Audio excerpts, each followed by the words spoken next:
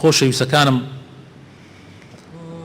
ئەگەر هەرچی مەواعیدی دنیا هەیە بتوانین خۆمانی لێ بدزینەوە، ئەچی کاروبارەکانی دنیا هەیە بتوانین خۆمانی لێ دەرباز بکەین، بە تەئکید ناتوانین لەو مەوعیدە ڕابکەین کە بۆمان دیاری کراوە. بۆیە حەقە ئینسان دائیمەن ئەو مەوعیدە گەورە لەبەر چاوی بێت تا بیر لە مەوعیدە بچکەکان بکاتەوە.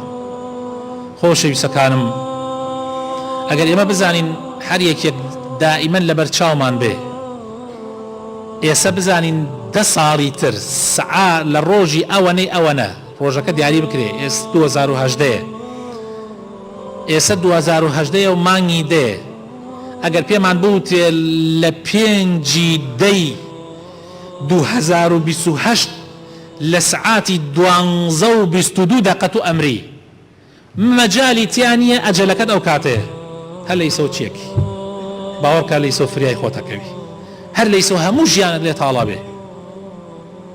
دەی خۆ مەوعیدەکە ئاوایە.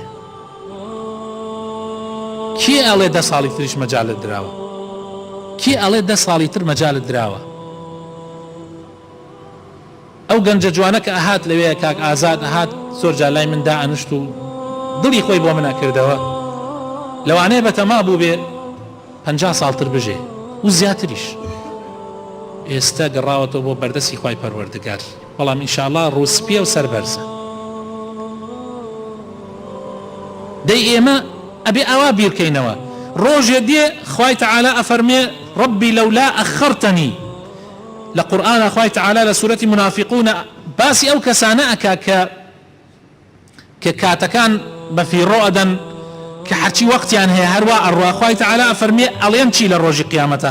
ئەڵێن ربی لەولا ئەخەرتەنی إلى أجل قريب فأصدق وأكن من الصالحين. يا ربي هەر تۆز یەک تۆز ئەجەلەکەم دواخە، هەر یەک تۆز زۆری ناگەرەکە تاوەکو ببێەوە پیاوێکی باش و دەستکا بە سەدەقە و خێر هەرچی ماڵی هەیە لە پێناوی خوایە بێبەخشێ. بەڵام ئایا یەک سعات دو ئاخری ئەجەلەکەی نە وەڵڵاهی. بۆیە خوای تەعالا وەڵامە دات و ئەفەرمێ وەلەن يؤخر الله نفسا إذا جاء أجلها. خوای تەعالا هیچ نەفسێک دوا ناخە ئەگەر ئەجەلەکەی هات. دەی خۆشەویستەکانم، توخوا بە فریای خۆمان بکەوین. توخوا براینە ئەم دنیاە کەی ئەوە ئەهێنێ ئێمە خوا لە خۆمان عاجزکەین؟ کەی ئەوە ئەهێنێ؟ کەی ئەوە ئەهێنێ؟ هەموو ئەوانەی کە ئێستا گەنجن گشتی چەند ساڵێکی تر نابە پیرە بن، وەڵڵاهی تاقەتی ژیانتان نامێنێ. چۆن ئێستا ئەو پیاوە بەتەمەنانە تاقەتی ژیانیان نەماوە، هەنێکیان وەڵڵاهی حەزەکا بە مردنێکی پاک و چاک و بێ ئێش و ئازار بگەڕێتەوە بەلای خوای تەعالا و پارەش ئەدا بەس بگەڕێتەوە بەلای خوای تەعالا.